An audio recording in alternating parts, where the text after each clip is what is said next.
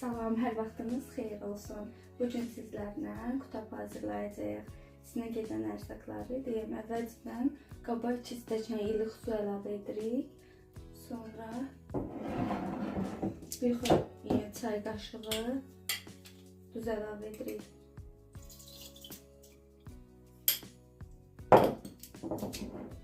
Qarışdırırıq. Üzərinə 5 dolu stəkan un əlavə edirik. Bunu qarışdırırıq. Xanımlar üzərinə isə 2 xörək qaşığı duru yağ əlavə edib xəmirimizi yoğururuq ki, yumuşaq, ələ yapışmayan bir xəmir olsun. Gördüyünüz kimi bu formada olmalıdır. Yoğurub yağ tam xəmirin canına keçsin. Və yoğurduqdan sonra xəmirimizi qırağa qoyub 5-10 dəqiqə gözlədirik. Cöyərtilərimizi yaxşı yuduq, quruladıq. İndi isə orta irilikdə doğrayırıq. Qutabımızın içinə gedən cöyərtilər, kişniş, süd, soğan, ispanaq. Hər birini orta irilikdə doğrayırıq.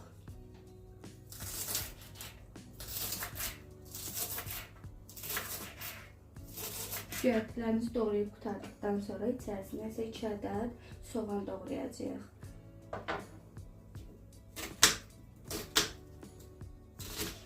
Kim istəsə fiyonkadan da keçirdə bilər.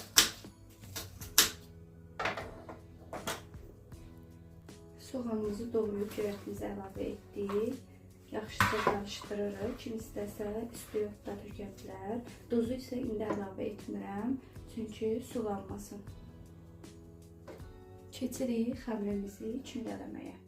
Dəzgahımızı bol tökürük. Xəmirimizi götürüb bura qoyub çimdəliyirik.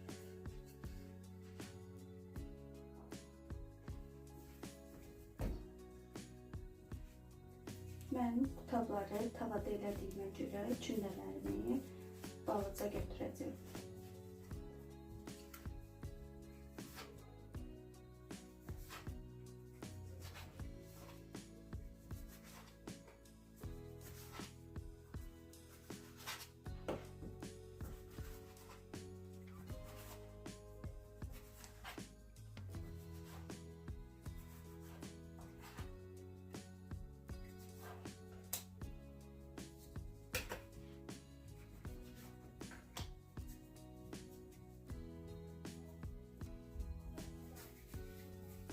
Çimdələrimizi çimdələyib qırağa qoyuruq ki, biraz özlərinə gəlsin. Xəmirimizi çimdələdik, üzərini örtürük və başlayırıq qutablarımızı hazırlamağa.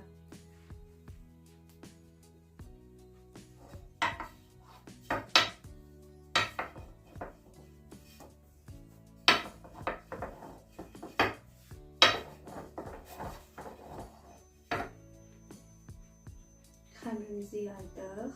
Tavada bişirdiyimə görə, ona görə mənim çimdələrim balaca formada götürmüşəm. Yayıldıqdan sonra içərisinə düzüb qoyacağıq, pişsin.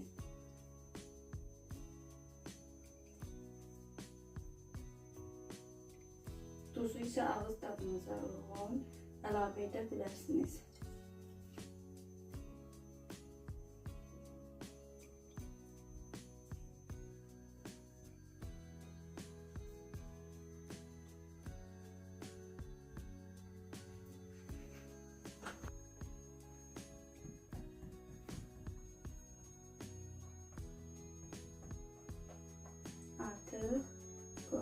Tavamızı isinməyə qoymuşam. Onu yağlayıb qoyacağım, pişsin. Artıq qutablarım hazırdır. Baxa bilərsiniz, yumuşaq və çox gözəl. Hazırlayan hər kəsə nuş olsun. Kanalımı bəyənməyi, abunə olmağı və zınqrov işarəsini basmağı unutmayın. Hələlik.